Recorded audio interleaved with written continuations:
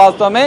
కానీ ఇక్కడ ఆత్మహత్య యత్నం చేసుకోలేదు, కానీ 18 స్లీపింగ్ టాబ్లెట్లు వేసుకున్నది అని చెప్పి పోలీసులు ఇచ్చిన వివరణలో వాళ్ళు పేర్కొన్నారు. మరి ఈ మొత్తం వ్యవహారంలో మాత్రం కల్పన ఇచ్చిన స్టేట్మెంట్ ఆధారంగా అయితే పోలీసులు ఎలాంటి కేసు నమోదు చేయకుండా దీనిపైన ఒక క్లారిటీ ఇచ్చే ప్రయత్నం మాత్రం చేశారు. కల్పన ఆరోగ్యం మాత్రం ఇప్పటికే వెంటిలేటర్ సహాయం లేకుండానే ఆక్సిజన్ సహాయంతో ఇంకా ట్రీట్మెంట్ జరుగుతుంది ఆసుపత్రిలో. మరో 2 రోజుల్లో ఆమె డిశ్చార్జ్ అవుతున్నారు. 2 రోజుల ట్రీట్మెంట్ కూడా అవసరం ఉందని చెప్పి వైద్యులు చెప్పిన పరిస్థితి కనిపిస్తుంది. మరి డైరెక్ట్గా కల్పన అనే విషయం పైన మరి క్లారిటీ ఇస్తుందా, ఎందుకంటే క్యూర్ అయిన తర్వాత అనేది కూడా మనం చూడాల్సిన పరిస్థితి. పోలీసుల స్టేట్మెంట్, కుటుంబ సభ్యుల స్టేట్మెంట్ ఆధారంగానైతే ఆత్మహత్య యత్నం అయితే కాదు అన్న విషయాన్ని వాళ్ళు చెప్పే ప్రయత్నం చేశారు. కుటుంబ సభ్యులే కావచ్చు, ఇటు కల్పన పోలీసులకు ఇంటర్నల్గా ఇచ్చిన స్టేట్మెంట్లో కూడా అదే అంశాన్ని చెప్పారు. ఈ విషయంలో కల్పన యూటర్న్ తీసుకుందని చెప్పుకోవచ్చు. ఎందుకంటే ఒక కేసులకు సంబంధించిన చిక్కులే కావచ్చు, ఇతర కుటుంబ వివాదాలకు సంబంధించిన విషయంలో ఆమె ఒక యూటర్న్ తీసుకుందని చెప్పుకోవచ్చు. మరి పోలీసులు వివరణ ఇచ్చిన అనంతరం, కుటుంబ సభ్యులు వివరణ ఇచ్చిన అనంతరం కల్పన మరి ఆమె అంటే డిశ్చార్జ్ అయిన తర్వాత ఏమైనా క్లారిటీ ఇస్తుందా అనేది చూడాలి. ఈ వివాదానికి పులి స్టాప్ పెట్టాలన్న ఉద్దేశంతోనే కల్పన కుటుంబ సభ్యులు, కల్పన పోలీసు విచారణలో స్టేట్మెంట్ ఇవ్వడం అనేది కూడా జరిగిందని చెప్పి మనం భావించవచ్చు. మరి ఈ విచారణలో నెక్స్ట్ ఏం జరుగుతుంది అనేది మనం వేచి చూడాల్సిన పరిస్థితి అయితే కనిపిస్తుంది. వినయన సాగర్, మరి ఇప్పుడు కల్పన పరిస్థితి ఎలా ఉంది? అలానే ఇందాక గత కొద్ది క్షణాల క్రితం కూడా కల్పన కూతురు కూడా స్పందించారు. అయితే వారందరూ కూడా అక్కడే ఉన్నారా హాస్పిటల్లోనే? ఎప్పుడు డిశ్చార్జ్ చేయబోతున్నారు?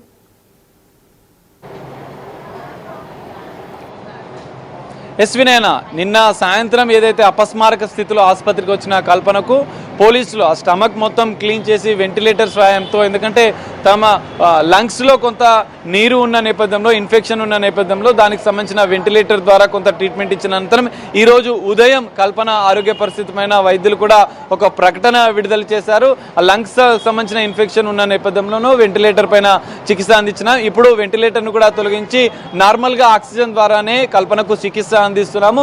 మరో 2 రోజులు, ఎందుకంటే కొంత ఇన్ఫెక్షన్ స్లీపింగ్ టాబ్లెట్స్ ఎక్కువ మోతాదులో తీసుకున్న నేపథ్యంలో, ఇంకా లోపల ఇన్ఫెక్షన్ ఉన్న నేపథ్యంలో దానికి సంబంధించిన ట్రీట్మెంట్ మరో 2 రోజులు ఇవ్వాల్సి ఉంటుంది. 2 రోజుల ట్రీట్మెంట్ అనంతరం ఆమె ఆరోగ్య పరిస్థితి పైన మరోసారి వైద్యులు కుటుంబ సభ్యులకు కౌన్సిలింగ్ చేసిన అనంతరం కూడా ఆమె డిశ్చార్జ్ చేసే అంశాలను కూడా వాళ్ళు అంటే వెల్లడించే అవకాశం కూడా మనకు కనిపిస్తుంది. 2 రోజుల వరకు మాత్రం ఆసుపత్రిలోనే కల్పన ట్రీట్మెంట్ పొందే అవకాశం కూడా మనకు కనిపిస్తుంది. వినయన,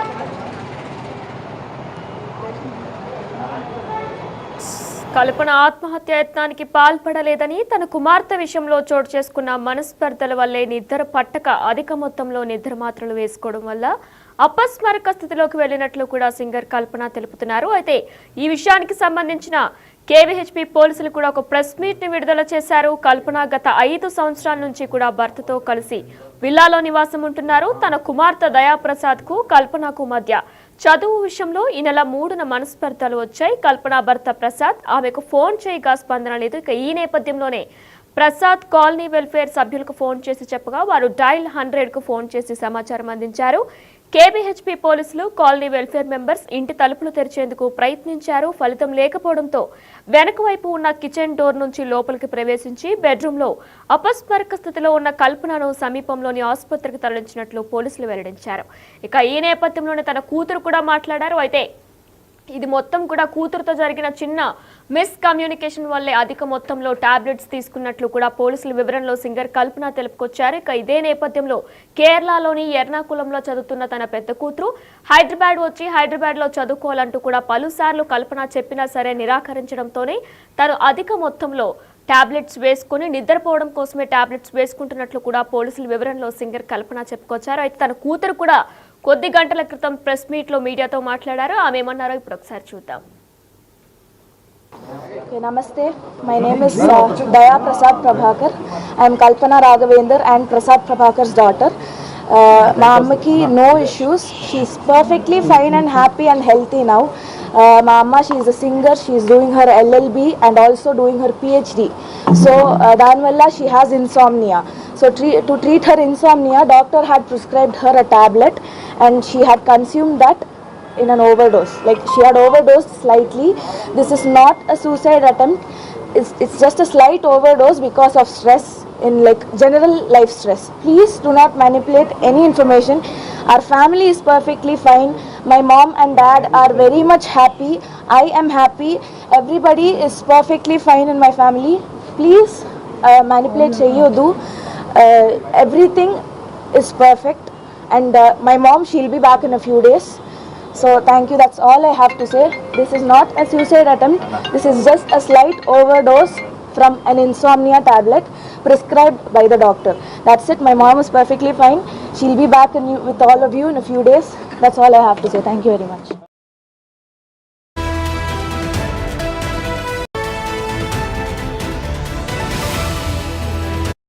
రైట్, సింగర్ కల్పన ఆత్మహత్యాయత్నానికి పాల్పడ్డారంటూ కూడా నిన్నటి నుంచి సంచలన న్యూస్లు వస్తున్నాయి. ఇక ఈ నేపథ్యంలో పోలీసుల వివరణలో కూడా కల్పన స్పందించారు.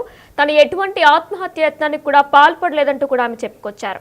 అయితే కేవలం నిద్ర కోసం మాత్రమే టాబ్లెట్లు వేసుకుందంటూ కూడా పోలీసుల వివరణలో కల్పన చెప్పుకొచ్చారు. కూతురు విషయంలో కూడా కల్పన మనస్తాపం చెందారు. అందుకే నిద్ర కోసం మాత్రలు వేసుకున్నానంటూ కూడా పోలీసులకు ఆమె చెప్పుకొచ్చారు.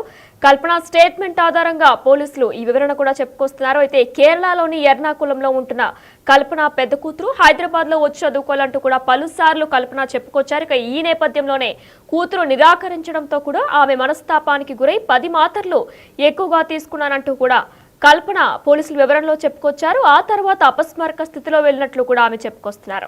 ఆ తర్వాత ఏం జరిగిందో కూడా తనకి ఏమీ గుర్తులేదంటూ కూడా ఆమె చెప్పుకొచ్చారు. అయితే కల్పన భర్త ప్రసాద్ ఫోన్ చేసినా కూడా స్పందించకపోవడంతో కాలనీ వెల్ఫేర్ మెంబర్స్ కు సమాచారం ఇచ్చారు భర్త ప్రసాద్. ఇక డైల్ 100 కు కూడా ఫోన్ చేసి సమాచారం అందించారు. ఇక ఈ నేపథ్యంలోనే పోలీసులు ఇంట్లోకి వెళ్లి డోర్లన్నీ కూడా బద్దలుగొట్టి లోపలికి వెళ్లి కల్పనని అపస్మారక స్థితిలో ఉన్న కల్పనని చూసుకొచ్చారు. ఇక ఈ నేపథ్యంలోనే పలు అనుమానాలు కూడా వ్యక్తమవుతున్నాయి. అంటే ఒకవేళ కనుక నిద్ర పట్టాలి అనుకుంటే 10 మాత్రలు మింగుతారా అనే అనుమానాలు కూడా వ్యక్తమవుతున్నాయి. ఇక ఈ నేపథ్యంలోనే మరింత సమాచారం అందించడానికి మా ప్రతినిధి సాగర్ లైవ్ లో సిద్ధంగా ఉన్నారు. ఎస్ సాగర్, అయితే కల్పన కేసు నిన్నటి నుంచి కూడా జోరుగా కొనసాగుతుంది. ఇక ఈ నేపథ్యంలో ఆమె స్పందించారు.